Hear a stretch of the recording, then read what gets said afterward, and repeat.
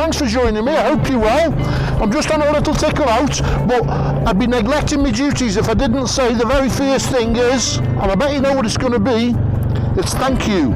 A great big thank you to everybody for getting me to 1,000 subscribers. Now, when I started this, that was the least thing on my mind. I just wanted to have a tickle round on my new bike and see if anybody shared my interest, and apparently you do. I'm not the only one. There's thousands of us, isn't there, enjoying tickling round on a little Royal Enfields and other bikes.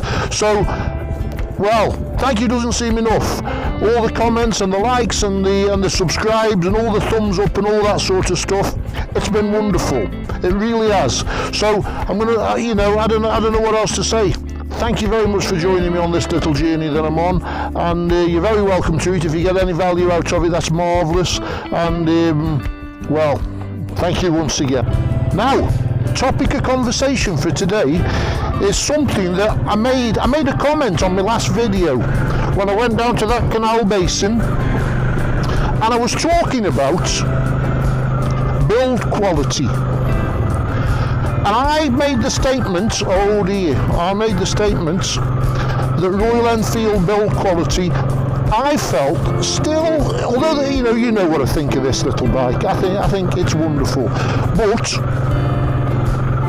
it still probably isn't quite right up there with the Triumphs and the Hondas and stuff like that. That was the statement that I made.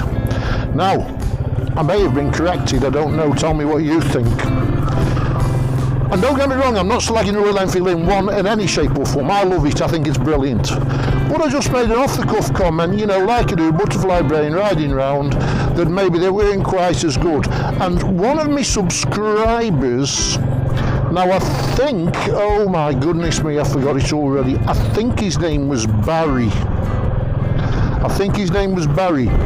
He said, well, he said, before you go saying things like that, and in fact I don't even think he said that, but he said, just shut me visor. Now I hope you can hear me alright, because I've got a new microphone, so that's another reason I'm out today, just playing with this, see if it works okay. If it does, I'll put it on. If it doesn't, I'll have to do it again. But, right, Barry, I'm sure his name was Barry, he said, well, you want to have a look at this video on YouTube, and not only what happened, but the way Triumph have dealt with it. And I'm not knocking Triumph, because I've had no real dealings with them, so who am I to say? I don't know. It's just this one fella's experience. So I had a look at the video, and it was entitled, it's something like, if you search it, it's easy find on YouTube. I think he's in America or Canada, this fella, and it's entitled 2013 T100 Bonneville Catastrophic Failure. If you just put Bonneville Catastrophic Failure in your search, it'll come up. His name was Serge Mouthon or something like that. So, anyway, this fella's issues revolved around, well, what he did was he was pressing his starter motor button, he was pressing the starter button, and all he was hearing was a spinning, a whirring noise. He demonstrates this on the video.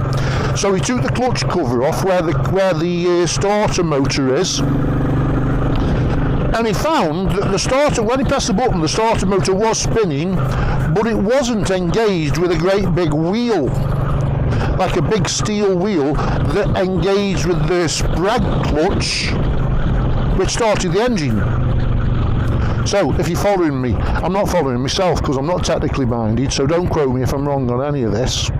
But anyway, the starter motor was spinning, but the shaft wasn't engaging with a cog that should have been turning the engine. And the reason for that was because the rod that holds this cog on had broken off from its mountings on either side of the crankcase. So it had broken off from the clutch cover that he'd taken off, and the other end had broken out.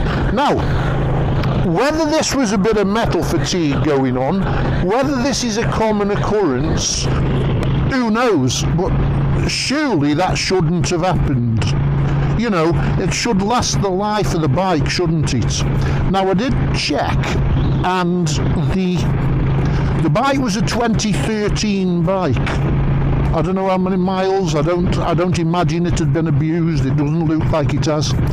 A 2013 bike, and he was posting this in around, I'd worked out, 2020, 2021, something like that. So it was 7 years old. But yeah, it seemed to me that you shouldn't be expecting that to happen on a bike like that. Now, what had happened, I have no idea. Lots of people watching this and who'll go to view the video after watching me, or say, oh, well, you know, they know more about it than me. I'm not an expert. I don't know anything. But so what he went on in his second video, which follows on, is his response from Triumph. And let's say he didn't get the response that he wanted.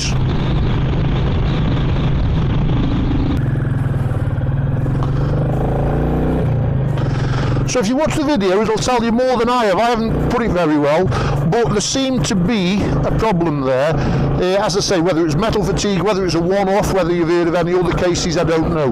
Well, that's that. But that led me on to, and lots of people will have seen this possibly, because I've only been around this YouTube malarkey for a few months, so it's all new to me, and I have seen Stuart Fillingham.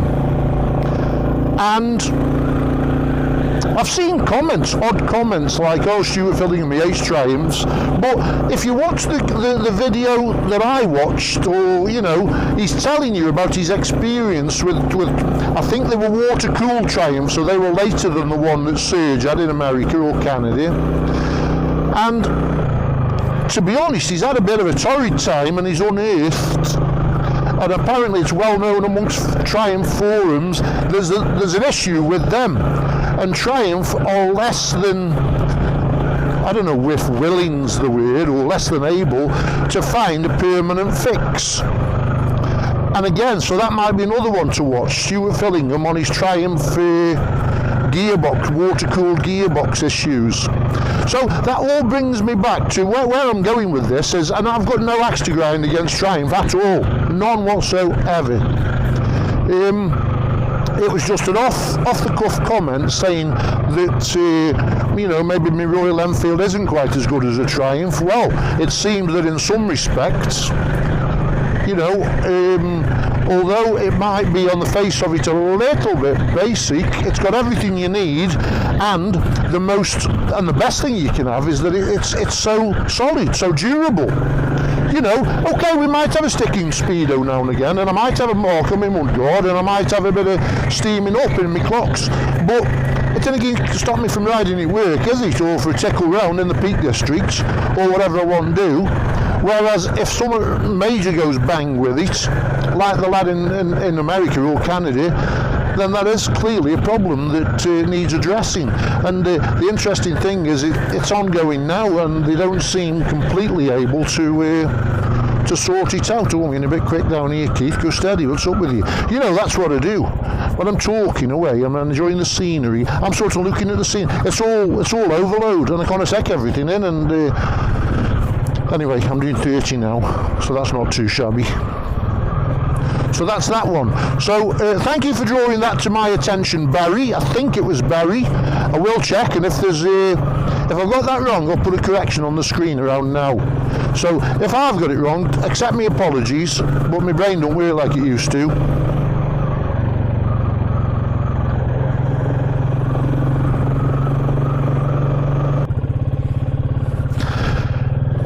Now Gary's from Winsford, I seem to remember, and he's got a classic 350, a red and chrome one. They obviously didn't have the superior chrome bronze one at the time when he ordered it, because obviously they had one of them instead. I'm only joking, mate. Now, so he's got this red and chrome one, and he sent me a lovely couple of pictures up near the Ponderosa, a place called World's End. Now, I said to him, oh, I think that's where I dropped my Kawasaki. Remember I told you I dropped my Kawasaki in a Ford? And I'd be on the first day, about 2 hours after I had it brand new. I don't know where I'm going down here. I think I'm lost. Anyway, he sent me these two lovely pictures of his chrome red chrome, near a place called World's End, in Snowdown here. Is it? No, it's in a far enough across the snow down here, is it? But yeah, World's End, near that Ponderosa Cafe where we get the sausage baps from. So thanks for sending them, Gary. Them are wonderful.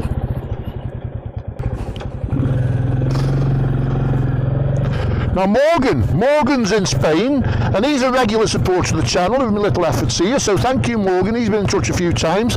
He was the man who does the shooting on a Sunday, and that picture of that big sausage. Hey, that was wonderful, wasn't it? I do like a picture of a sausage.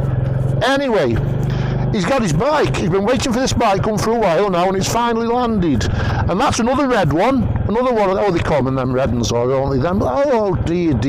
But anyway, again, another one. Perhaps I couldn't get a brown one. Anyway, he's got this beautiful little red chrome classic, and he's been the dealer and collected it. And he said he rode home about 45 mile an hour, and every man and his dog was overtaking him. But he does say he loves it already. I think he's out of Bonneville. I don't know if he's still got his Bonneville, but he said the weight is so much lower down on the Enfield, and he loves it to bits. So that's brilliant. That is, Morgan. Thanks for sending the pictures, and we'll no doubt hear from you soon. Take care, mate.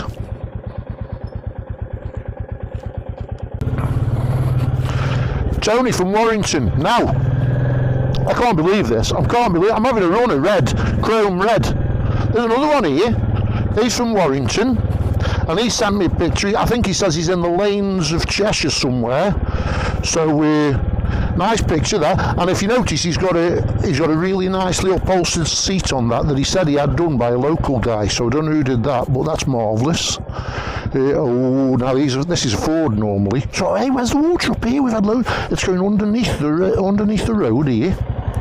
And oh, it's here. Here's a Ford. Look. Oh no, look at this Ford. I hate Fords. This is where I go sideways now. I'm going to go through here ever so gingerly because I don't like them, because I'm not good with them. They get really slippy. Oh my goodness me. Oh, it's cobbles. Oh God above it. Oh dear. Oh dear. Keithy, steady. Oh. Thank goodness for that. Oh no. I hate them.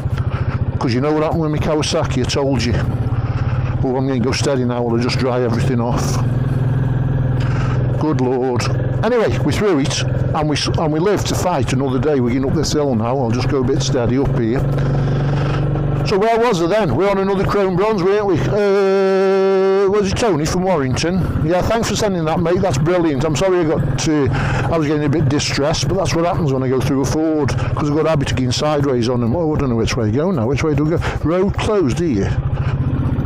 Oh, let's go up here then. You know, look at that. I think I'm in, I don't know what gear I'm in. I think I'm in second, third. And it just pulls, doesn't it, from low revs? Isn't it fantastic? Hey? It puts up from nothing.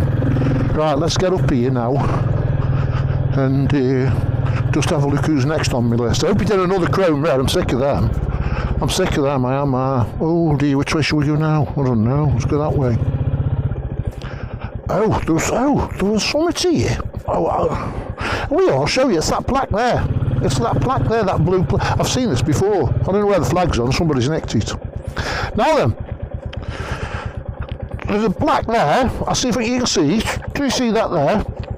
I hope you're picking that up because I can't see my screen very well. This is 1914-1918 Butterton, a doubly thankful village. All our serving villagers returned safely from both world wars. So, in the war, I've heard of this before, but obviously lots of lads and women sadly met the fate in the world wars, didn't they? But some villages sent men to fight and they all came back. This is one of them. A doubly thankful village. Nobody who went to fight in the world wars from here or the area around here was killed in the war. Isn't that marvellous? Very rare. We've all got memorials, haven't we, in most villages in the UK, honouring the war dead. Well, the inner one here, because nobody died. I think that's fantastic. you know, I thought I'd just come back to this little tunnel because it's just long enough to let us have a look at what lighting we've got. Obviously the light's on all the time, and this time when I go through it I'll try not to hit my kill switch. God above, how thick am I? Goodness me. So, you know, I thought I'd come back to this little tunnel. I've virtually finished for the day, but I thought I'd test these lights out. I'm not there yet. I thought it was around that corner. But anyway, so we'll have a ride through this tunnel, and hopefully there'll be nothing in it, and I might even stop halfway, and we'll have a look at what our, you know, what the beam pattern's like on the headlights, because I don't know, I'm sure, you know, lots of people will know what it's like, but there'll be lots of people out there who've just had the new little Classic 350, they won't have a clue, and I'm one of them. Because I haven't been out in the dark yet, and to be honest, I probably won't use it to go out in the dark very much. You know, I thought that tunnel was just round the corner from where I was then, but well, it's the first thing I've got wrong, is it? Now, this surely round this corner, that's why it says 20 there, that's why, because it's saying slow down, because of this tunnel. So let's have a look. Oh my God, I'm wrong again. Can you believe it? You know, when I come out and do these vlogs, I think I'll just have a tickle round, and I end up with far too much material. I think, you know, by the time I've talked about the Triumph and the gearbox and what that fella told me, and I put a few photos on, that'll be plenty. But I end up with like 15 hours footage. Several out of my battery goes, right, I'm here. Here's the tunnel now, here's the tunnel. Now, let's have a look at the beam pattern in here. So I'll go in the middle of this tunnel. There's nobody in it. So there you are. About that. That's what we've got. That's with the flasher, and that's I-beam. So I don't know what we can deduce from that, but the lights are alright, aren't they, for the performance that we're getting? So that's low.